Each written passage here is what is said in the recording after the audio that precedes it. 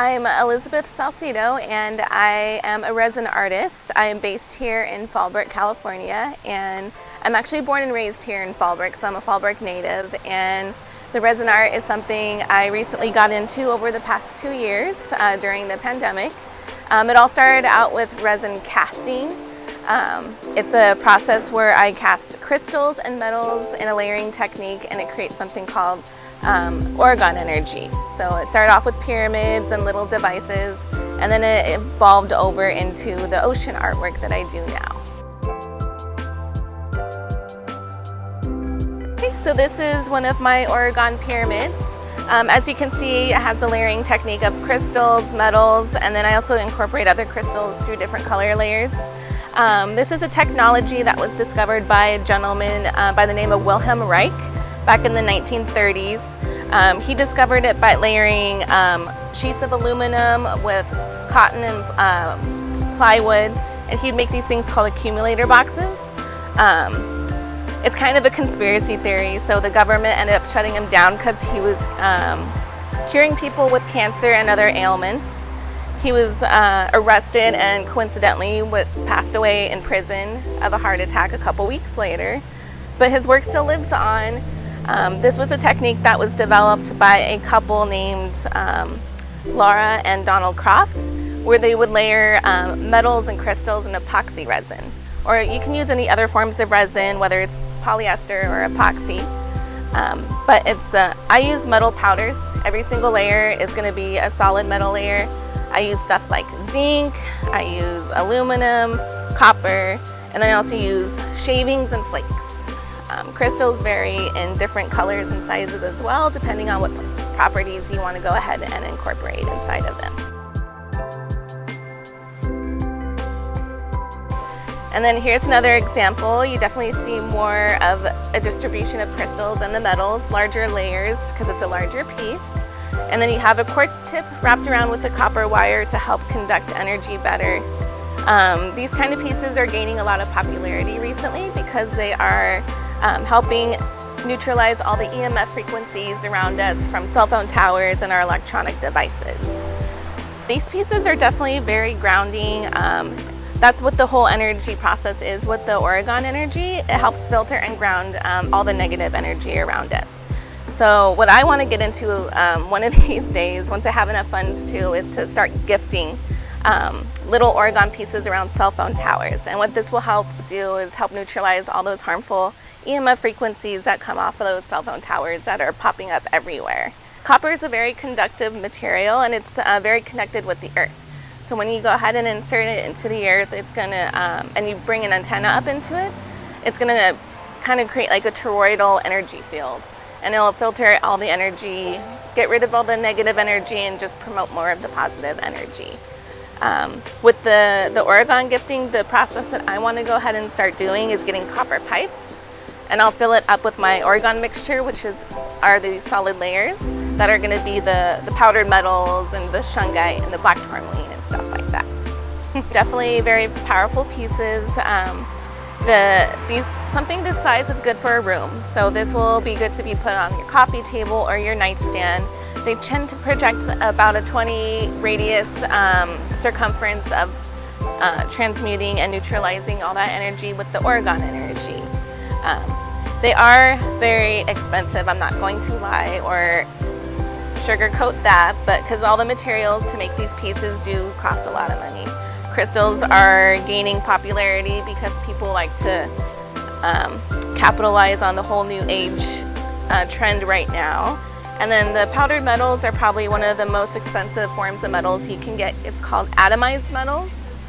So they break it down to the smallest particle they can into a powder. So usually a pound of copper is gonna run you around like $70 to $80. And I only use probably about 3 or 4 scoops, like protein powder size scoopers into each piece. But I definitely don't want to be stingy when I use my materials, because it's the materials that make Orgone work. You'll often see people try to pass off clear crystal casted pyramids in resin with maybe a few little metal shavings and call it Orgone. That's how I got into it in the first place. I just thought I could Google Orgone or Orgonite and see if I can find a pyramid. Of course, I was being very financially conservative and I was looking for the best deal I could. Unfortunately, I came across a pyramid that was just a layer of crystals in a rainbow color pattern, and I came to find out that it wasn't real Orgonite. So I did take a class online on how to construct these properly. So you definitely have to have alternating layers. So you have your metal layer, you have a crystal layer, another metal layer. I kind of joined these two together as a metal layer, but then you have your crystals. If you end up going past the 50-50 ratio of crystals and metals, you want to lean more towards metals in your pyramid because that's what gives the best grounding effect to the pyramid. If you have more crystals, it'll eventually just be crystal resin art. It will not be a very strong piece of Orgone. So with the Orgonite pyramids, like I was saying before, they are definitely not cheap. My medium pyramids tend to run around $200, but if you were looking for something just to start off with to keep yourself protected on a personal level, I do make cell phone blockers you can put on the back of your cell phones. I also make pendants and little pocket pieces you can carry with you.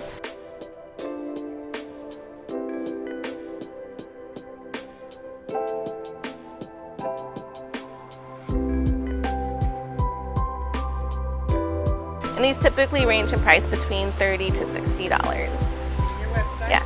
The website would be 8arrowascension at etsy.com, and then I also have my Instagram, which is going to be 8.arrow.ascension for Instagram is my user handle.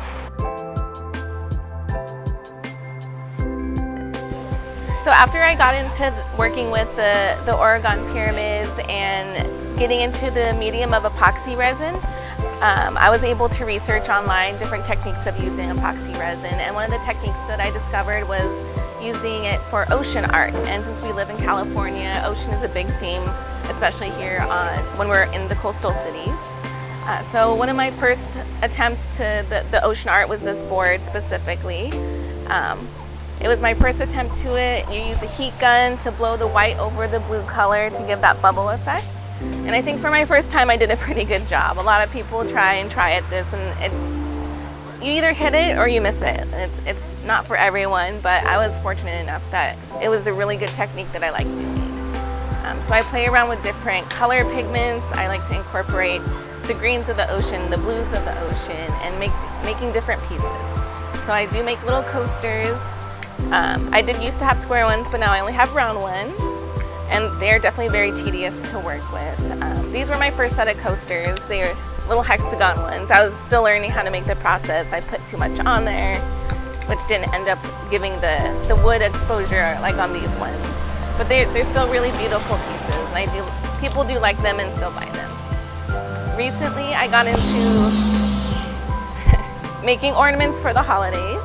So I have these beautiful little seashells with the ocean inside them.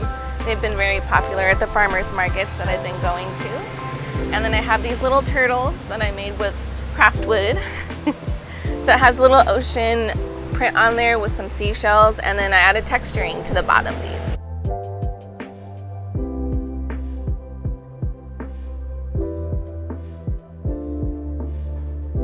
These were definitely more tedious and took a lot more time to make, but they were definitely worth it in the end after seeing the final products.